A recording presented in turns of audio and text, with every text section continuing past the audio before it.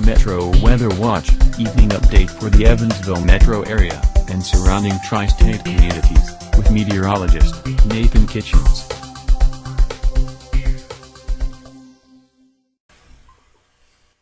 Hello everyone, your evening update is brought to you by Vinny's Auto Detail. We're going to start off by taking a look at temperatures around the nation. It certainly was a chilly day out there today. We reached a high in the lower 40s across the Evansville area. Coolest air to our north here around the Great Lakes. Very cold weather today, and across the northeast as well up there in New England. They're going to really see some cold air tonight up there in Boston, up towards Portland, Maine. Some very cold temperatures. Thankfully, that coldest air will again be to our northeast. We're kind of getting glanced by, but we're getting warmer air coming back in from the west. In fact, when you look at temperatures out here, we've got much warmer air off to parts of Missouri and Kansas, and that warmer air will be pushing our way for tomorrow. So we are expecting much warmer and actually spring-like temperatures coming in for the weekend. So that is certainly some good news out there.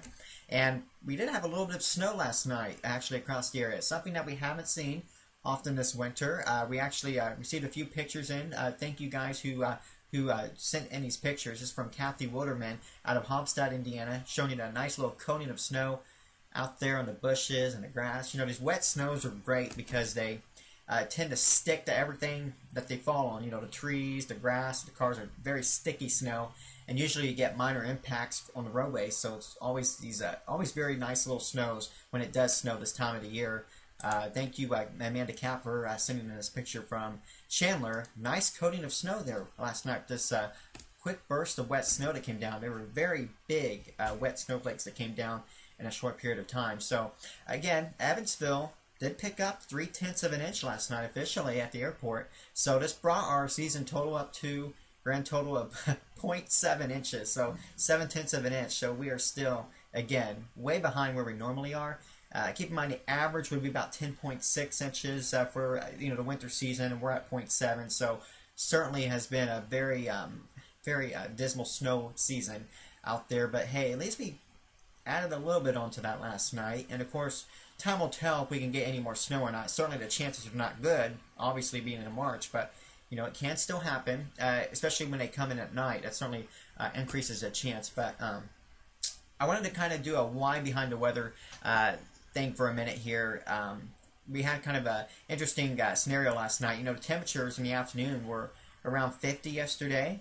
How did we go from 50 around 5 o'clock to seeing snow and 33 at 10 o'clock? This is a process that we call evaporative or dynamic cooling in the atmosphere, where, yesterday we had a lot of dry and cold air aloft, and, as that precipitation initially started to move in yesterday evening, it was actually evaporating, and as that precipitation evaporates in the atmosphere, it cools the column. Evaporation, it's a cooling process. And, of course, we call that virga when you get precipitation that falls aloft, but it dries up before it reaches the surface. And as that's happening, we're cooling the column, we're saturating the column, and eventually that precipitation began to reach the surface, and we continue to cool the column down to what we call the wet bulb temperature, and that's the temperature reached, that lowest temperature that can be reached from evaporating water into the air column. So I did want to do kind of an interesting why behind the weather. So that's how we went from 50 degrees to just in a few hours down to 33, and that snow. And again, snow came down hard enough that it even stuck to some of the surfaces out there last night. So kind of an interesting why behind the weather there. Again, that's the wet bulb temperature, which is the lowest temperature that's reached from the by evaporating moisture in the atmosphere. And if you look at this here, it's a temperature, the wet bulb temperature is usually somewhere between the actual air temperature and the dew point. So as we're moistening the atmosphere, you notice that the dew point temperature, which is right here on the right column, the dew point started going up, the temperature started going down, and usually right in the middle there is about your wet bulb temperature, and our wet bulb temperature is right around 33, and that's when we reached full saturation. So again, kind of an interesting why behind the weather there. Kind of a weather geek moment. Hopefully you guys don't mind. But anyway, going through the 7-day forecast for the next several days. Again, nice weekend out there. Look at Saturday and Sunday. Get out there and enjoy, but I know a lot of you, unfortunately, will be doing storm cleanup from the tornadoes that moved through. They're in Gibson and Posey County, and also White County, Illinois. And many areas that have some wind damage as well. So you're going to be out there working with cleanup efforts this weekend. At least the weather will be in your favor.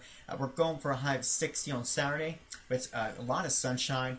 Windy on Sunday with a little more cloud cover, but it's going to be a great day. Look at the temperature, 64 degrees. Yet it will be windy on Sunday. I should have put the word windy in there. I apologize. I didn't put it in there. But Monday, we're going to start to see the chance for showers, especially in the afternoon hours. But it's going to be warm, 66 degrees. And then Tuesday, Monday night, we're going to see heavy rain, very likely, and some thunderstorms. I've been looking at the data, and I'm really not too impressed with our severe weather chances, if any. Right now, the severe weather chance would look very low. We have some shear and instability, but we're not going to combine those together just right. And really, the instability is really lacking in this setup. It's very little. And the shear is a little more impressive, but they're kind of displaced from each other. So the severe weather chances look low the way it looks now. So that is some very good news. Really not concerned at this point with that. We're just looking at some decent rainfall amounts with this. And this will be out of here early Tuesday. The temperatures in the 60s, actually falling during the afternoon in the 50s. And then Wednesday and Thursday look nice. Now, the good thing about these videos is I can explain kind of the setup here. Now, while, we have temperatures near 60 towards the end of next week, I want to stress that the computer models are actually starting to go all over the place. Once we get to about Thursday and onward, the GFS model and the European model are in two different worlds here with our weather. The European model has us in the 40s next Thursday. GFS has us in the 60s. I went with a high of 60 because the European had been showing warm for that period, so I didn't want to base my forecast off one airness run of the Euro, but I went with near 60 here from Wednesday through Friday with our next chance of rain around next Friday. So at this point, we're going to go on the warmer side of the guidance, but again, I want to stress that because there is that chance, if the European model holds true, that this forecast would change pretty drastically towards the end of next week. And it's kind of interesting, next Saturday, the European prints a high of 33 in Evansville. Yes, and it has a low of 21. The European has us the GFS has us in the 60s next Saturday, with lows in the 50s. So the models are all over the place for next week, and you got one model that's showing winter-like weather, another model that's showing the spring-like weather. At this point, I would favor the spring-like weather, just given the way this whole season's gone, and based off previous runs. But again, wanted to stress that there are some big differences in those computer models for the end of next week. It could be more winter-like, one model verifies, but overall, I'm going to lean towards the spring-like idea, and we'll just see how it goes. So that's why you want to stay tuned, and we'll keep you updated on what to expect here. But for tonight, there's going to be a weak clipper system actually moving through northern and central Indiana. This will be just northeast of Indianapolis. There's going to be a band of 1 to 2 inches of snow tonight. Believe it or not, just to our northeast. Again, that is not going to impact the tri-state area that we cover here. This is going to be northeast of Indy. And going through the day on Saturday, great weather for us. We're going to see warming temperatures, lots of sunshine. And then our next rain chance comes in on Monday, and especially Monday night, looking at the potential for heavy rain. We need some rain out there. We're running way behind on the moisture so far this year. So we're going to get some much-needed rain and a few thunderstorms. Severe weather chances look low, which is great news. And we'll dry it out by Tuesday afternoon, and then return a more seasonal, it's still even a little bit above average for the middle portion of next week. Looking at your temperatures now for the period. Again, tonight we'll see temperatures holding around 30 for that low tonight. And then as we go through the day on Saturday, we'll see a nice recovery in those temperatures locally, around 60 in the afternoon. But, you look at the temperature map. If you're watching me from, say, Bedford, Indiana, especially up towards Bloomington, Indiana, you're going to be a bit cooler than we are.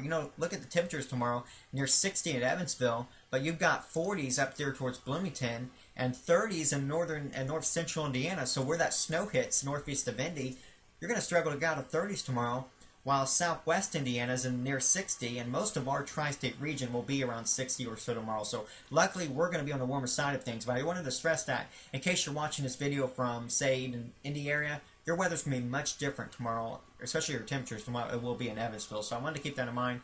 Big temperature spread from northeast to southwest tomorrow. But our area, again, will be in the warmer side of things, in around 60, maybe a little higher. So great weather tomorrow. Lots of sunshine as well, so that'll be nice. And then Sunday, the warmth just takes over our entire region with temperatures around 60 or higher. I'm going with a high of 64 on Sunday. So again, taking a look at the models again, we had that rain chance here for Monday night and Tuesday. I just went through that, and then it looks like we'll see quiet weather for the middle of next week, for our next rain chance coming in around next Friday. And before I go, we'll take another look at the 7-day forecast, kind of give a look here. Again, great weather this weekend, that rain chance Monday and the Tuesday. and then seasonable weather towards the end of next week. I did mention that the models are kind of all over the place from about Thursday and onwards, so do keep an eye on this forecast in case there are any significant changes between now and then. We'll keep you updated, of course. Thank you all for watching your evening update, and keep it here for the latest, and have a great weekend.